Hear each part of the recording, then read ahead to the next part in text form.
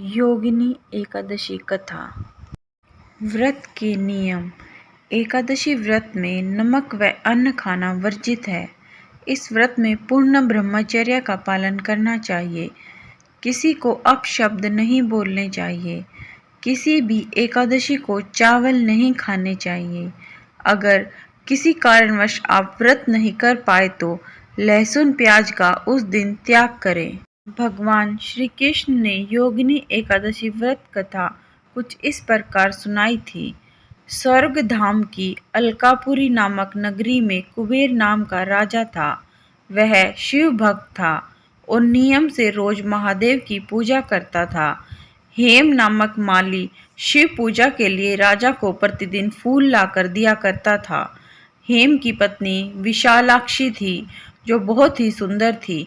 एक दिन हेम मानसरोवर से फूल लेकर आया, लेकिन घर पर वह पत्नी के साथ हास्य विनोद करने लगा और कामासक्त हो गया।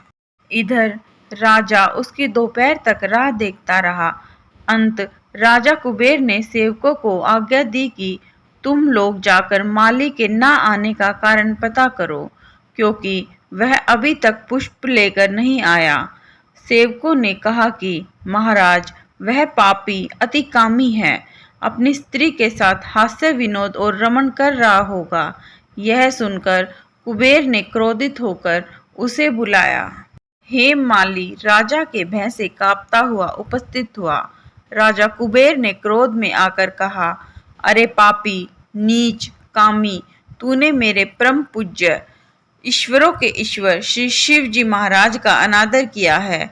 इसलिए मैं तुझे श्राप देता हूँ कि तू स्त्री का वियोग सहेगा और मृत्यु लोक में जाकर कोढ़ी होगा। कुबेर के श्राप से हेम माली का स्वर्ग से पतन हो गया और वह उसी क्षण पृथ्वी पर जा गिरा। भूतल पर आते ही उसके शरीर में श्वेत कोढ़ हो गया। उसकी स्त्री भी उसी समय अंतर्ध्यान हो गई। मृत्यु लोक में आकर माली ने महान दुख भोगे। भयानक जंगल में जाकर बिना अन्न और जल के भटकता रहा। घूमते घूमते एक दिन वह मार्कंडेय ऋषि के आश्रम में पहुंच गया, जो ब्रह्मा से भी अधिक वृद्ध थे और जिनका आश्रम ब्रह्मा की सभा के समान लगता था। हेम माली वहां जाकर उनके पैरों में पड़ गया। उसे देखकर मार्कंडेय ऋषि बोले, तुमने ऐसा कौन सा पाप किया है जिसके प्रभाव से यह हालत हो गई है। माली ने सारा वृतांत कह सुनाया। यह सुनकर ऋषि बोले, निश्चित ही तूने मेरे सम्मुख सत्य वचन कहे हैं, इसलिए तेरे उद्धार के लिए मैं एक बात बताता हूँ। यदि तू आषाढ़ मास के कृष्ण पक्ष की योगिनी नामक एकादशी का विधि पूर्वक व्रत करेगा तो तेरे सब पाप नष्ट हो जाएंगे। यह सुनकर हेम माली ने अत्यंत प्रसन्न होकर मुनि को दंडवत प्रणाम किया। मुनि ने उसे स्नेह के साथ उठाया। हेम माली ने मुनि के कथा अनुसार विधि पूर्वक योगिनी एकादशी का व्रत किया।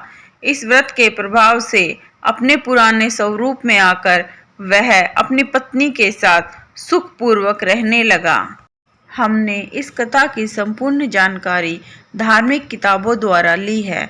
अगर हमसे कोई गलती हुई है तो उसके लिए हम माफ़ी चाहते हैं।